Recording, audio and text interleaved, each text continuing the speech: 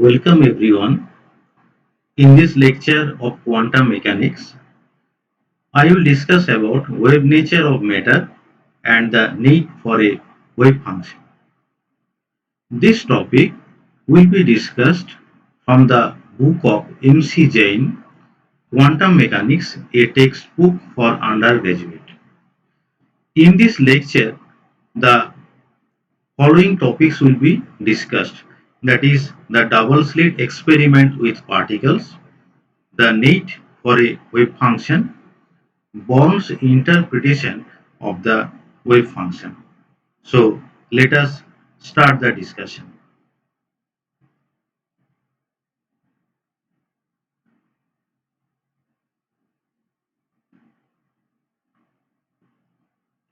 The double slit experiment with particles. In the previous lecture, we have already discussed some experiments which proves the existence of matter waves like Davison-Germer experiment, G.P. Thomson's experiment, etc. Here I will discuss another experiment which is a double slit experiment with particles. We all know that the double slit experiment was at first was performed by Young, but Young's double slit experiment, he used the source as the light, that is one electromagnetic radiation. So the source was the electromagnetic radiation.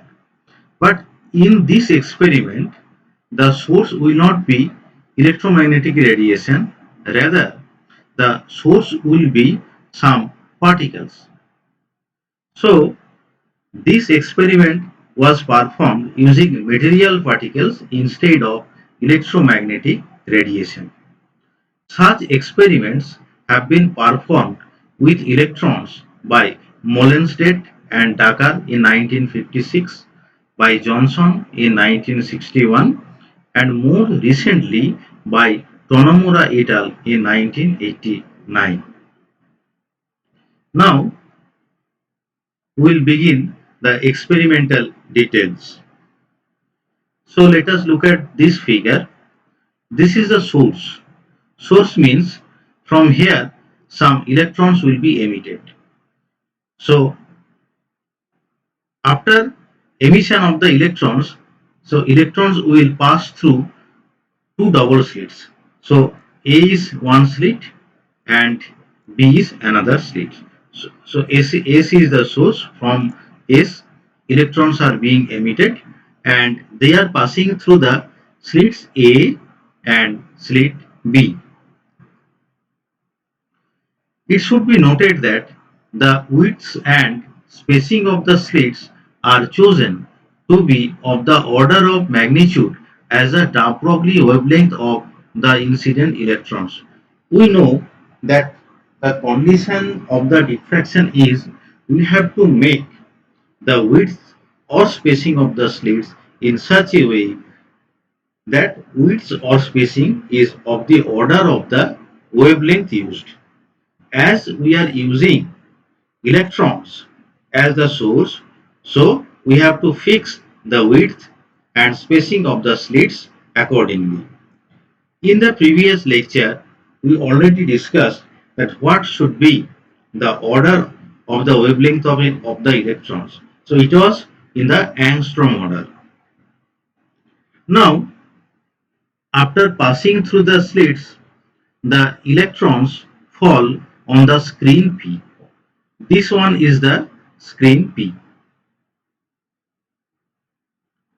The screen incorporates an array of microscopic counters which can record each electron striking the screen at any point. So in the screen there should be some counters so that they can record the electrons which are striking the screen at some points. Or the screen may be fluorescent one which can be photographed. So the basic thing is that we have to record the incoming electrons. In this figure, the variation of the intensity with the position on the screen is shown. Position means this one is x. If we want to show the intensity distribution here, so the distance from this baseline is x. So x denotes the position of a particular point in the intensity pattern. Now I will discuss about the nature of the intensity pattern. So let us look at first this figure A. In figure A, this one is the intensity pattern, and here it has been symbolized as IA.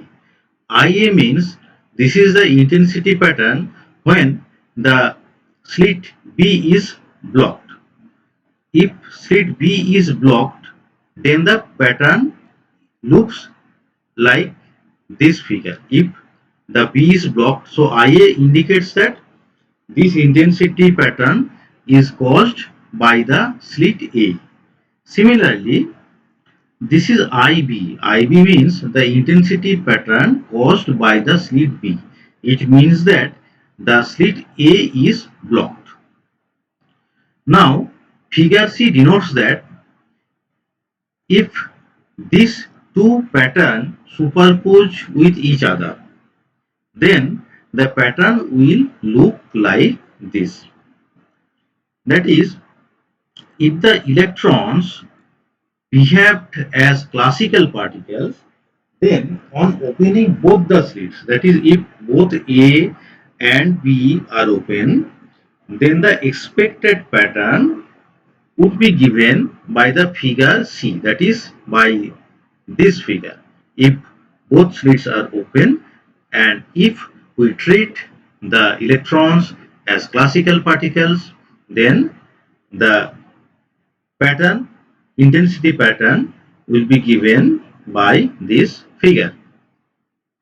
However, when both slits are open, the pattern is as shown in figure D. That is, when both slits are open, actually the intensity pattern looks like this. So this is not similar to the figure C. Figure C denotes the intensity pattern if we treat the electrons as classical particles. However, the actual intensity pattern is like this.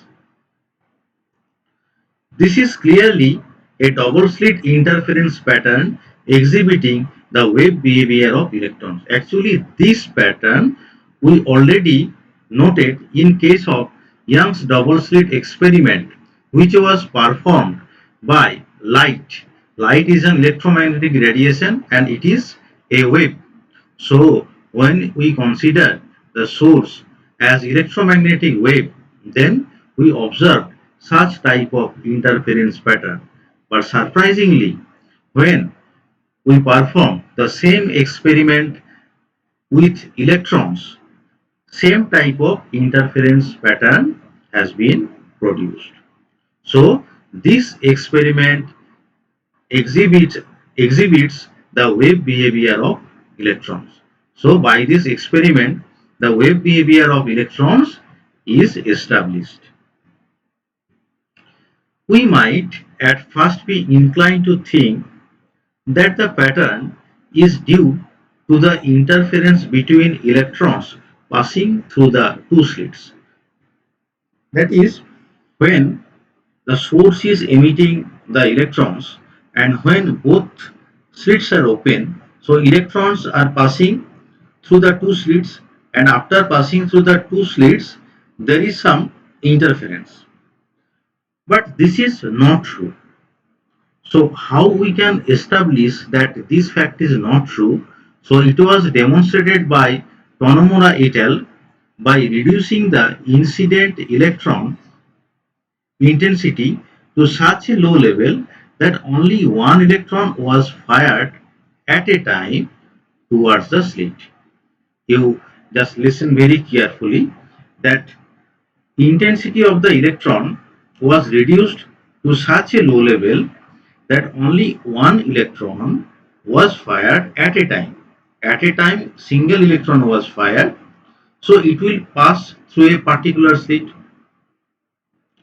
Now, the interference pattern was still produced after a large number of electrons were fired.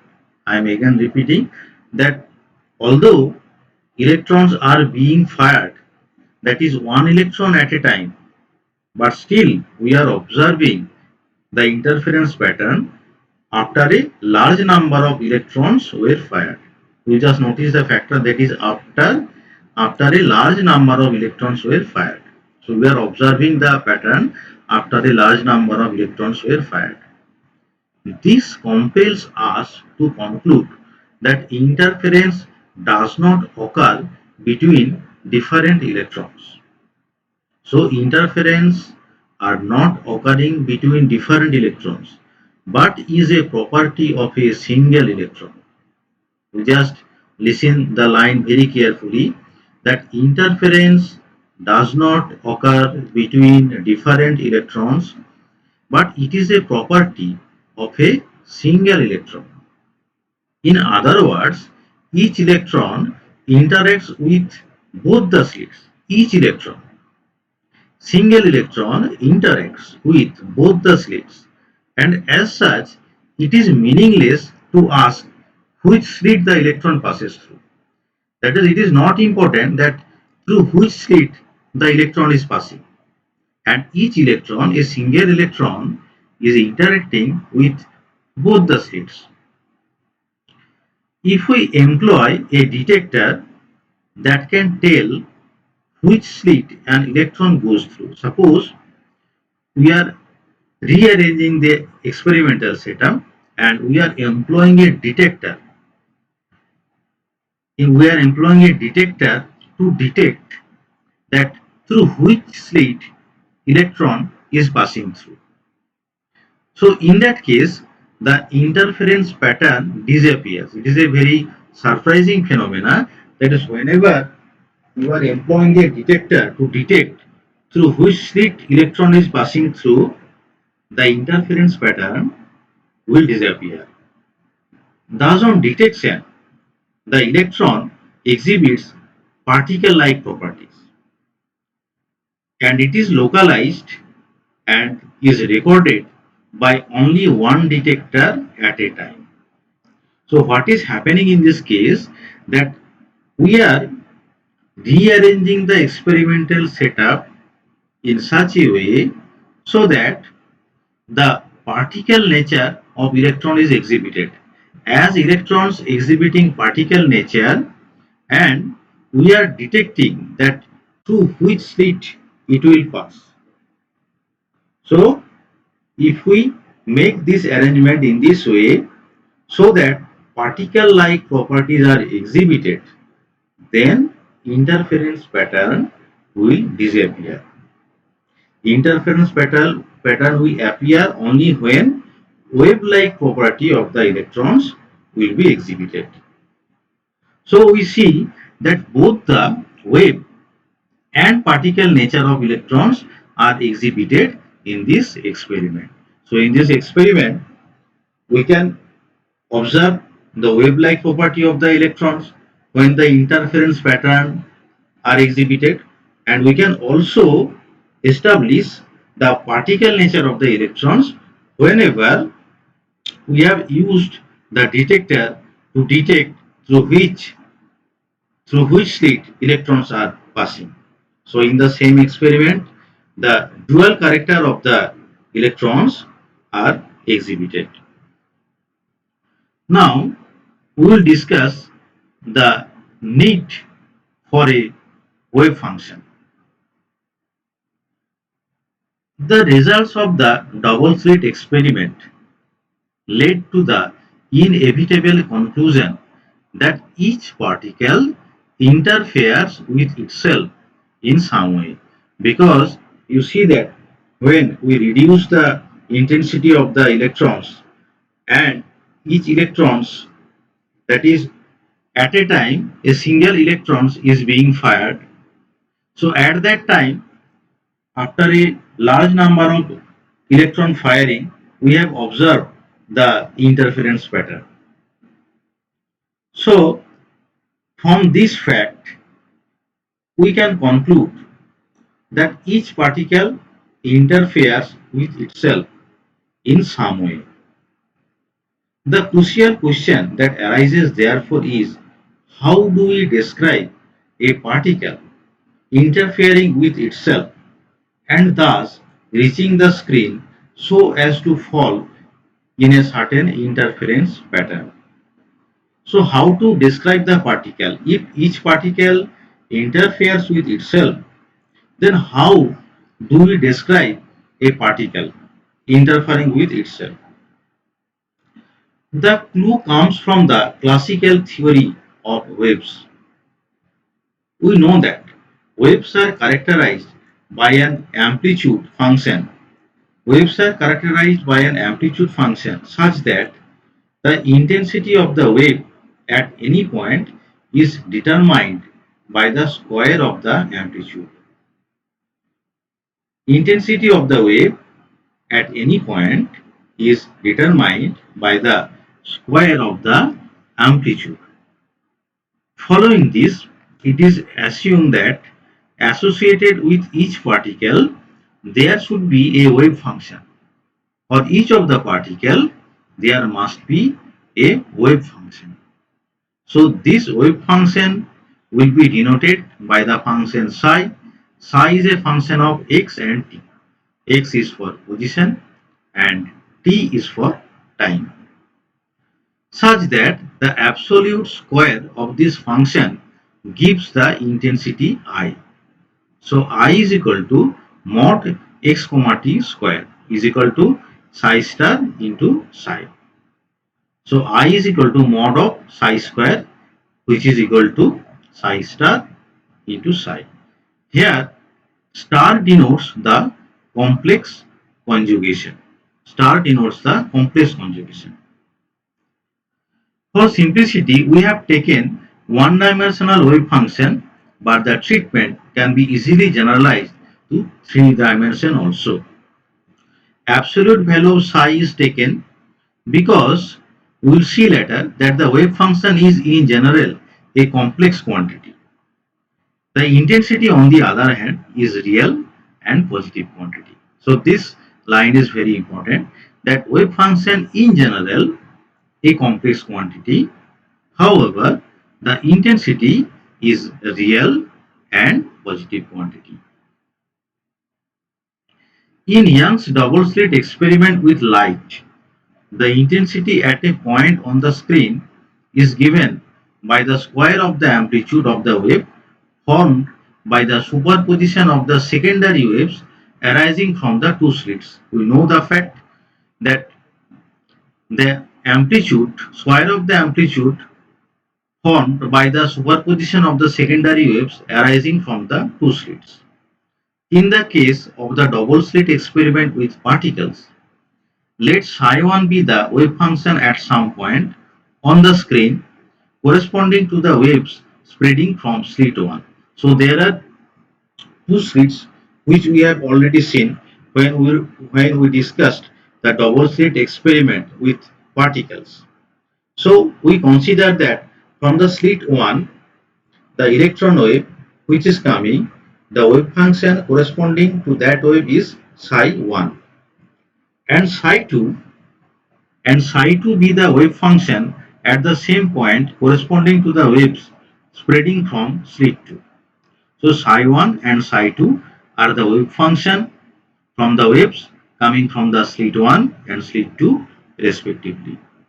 And as we have discussed that intensity is the square of the amplitude, so we can say that I1 is equal to psi 1 square and I2 is equal to psi 2 square, as intensity is the square of the amplitude. Now, when both the slits are open, the two amplitudes psi 1 and psi 2 superpose to give the resultant amplitude psi equal to psi 1 plus psi 2. When both the slits are open, the two amplitudes psi 1 and psi 2 superpose to each other to give the resultant amplitude psi is equal to psi 1 plus psi 2. Now what about the intensity? The resultant intensity is therefore it must be I equal to psi square, but psi equal to psi 1 plus psi 2. So I will become psi 1 plus psi 2 whole square. So if you write psi 1 equal to mod of psi 1 into e to the power I alpha 1, because we have already discussed that wave functions are in general complex quantity. So this is a general form of the complex function, that is psi 1 equal to mod psi 1 e to the power I alpha 1 and psi 2 equal to mod psi 2 e to the power I alpha 2. Here mod of psi 1 and mod of psi 2 are the absolute values of the function, and alpha 1 and alpha 2 are the phases of the two wave functions respectively. Then mod of psi 1 square we can write as psi 1 star psi 1 and mod of psi 2 square as psi 2 star psi 2. So I equal to psi 1 plus psi 2 star psi 1 plus psi 2. So after multiplication, it will give us psi 1 star psi 1 plus psi 2 star psi 1 plus psi 1 star psi 2 plus psi 2 star psi 2. So this is psi 1 square. Again psi 2 star psi 2 will give psi 2 square plus psi 1 star psi 2 plus psi 2 star psi 1. So this is again psi 1 square plus psi 2 square plus, if we look at this expression, then psi 1 star psi 2 and psi 2 star psi 1 will give us mod psi 1 into mod psi 2 e to the power minus of alpha 1 minus alpha 2 plus e to the power I into alpha 1 minus alpha 2. So we can write this expression as, from the relation of intensity and amplitude, mod of psi 1 square is I1, mod of psi 2 square is I2, mod psi 1 mod psi 2 is root over of I1, I2, and these two exponential function will give us ultimately, that is 2 cos alpha 1 minus alpha 2. So from this expression we can see that I is not equal to I1 plus I2. This is the most important observation, that is I is not equal to I1 plus I2. In keeping with the observation of section 4.3, figure 4.8. So again we look at the figure 4.8, this figure, that is classically when both slits are open, the interference pattern should look like this, that is IA plus IB.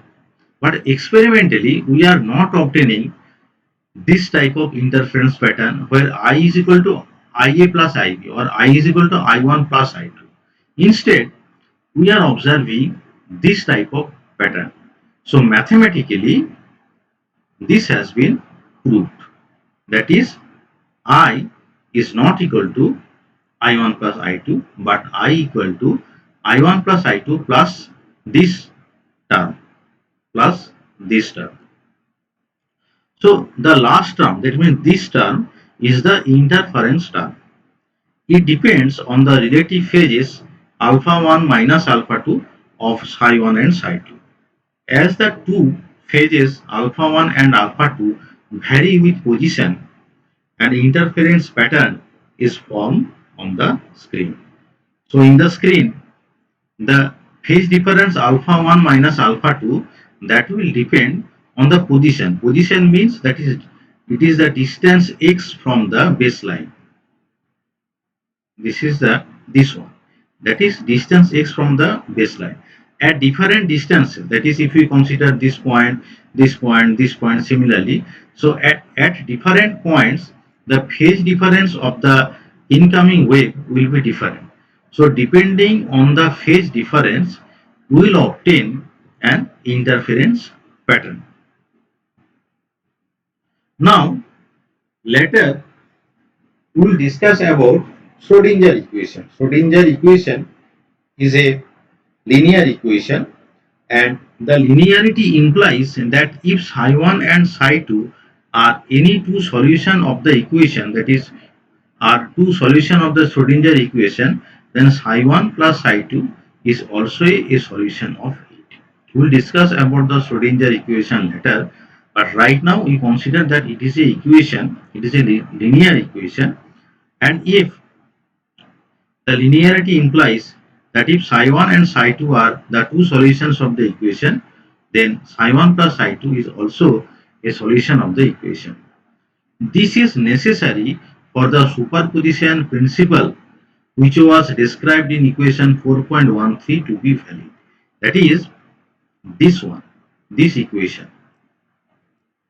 That is this equation will be valid only when superposition principle is valid. That is, as superposition principle holds here, that is why we have written psi equal to psi1 plus psi2. Otherwise, we can't write this equation. So this is the point here, that as superposition principle is applicable here, so we can write psi equal to psi1 plus psi2, and this also the main thing, so that the subsequent derivation is valid. So this is one of the important principle of the quantum mechanics, that is superposition principle. Superposition principle must hold here. Now I will discuss about Born's interpretation of the wave function. It must be apparent that unlike classical waves such as electromagnetic waves or sound waves, the quantum mechanical wave function psi is an abstract quantity. That is, we are not getting some information from the psi itself. This was realized by Max Born in 1926. He suggested that the wave function must be interpreted statistically, and Born's postulated can be stated as follows. If a particle is described by a wave function psi xt, again I am repeating, that is, we are describing a particle by its wave function psi xt, then the probability px dx of finding the particle within an element dx about the point x at time t is px dx equal to mod of psi xt square dx. Again repeating, that is, probability px dx of finding the particle within an element dx about the point x at time t is px dx equal to mod of psi square dx. This is very important, and the quantity px is equal to mod of psi square equal to psi star into psi is naturally called the position probability density.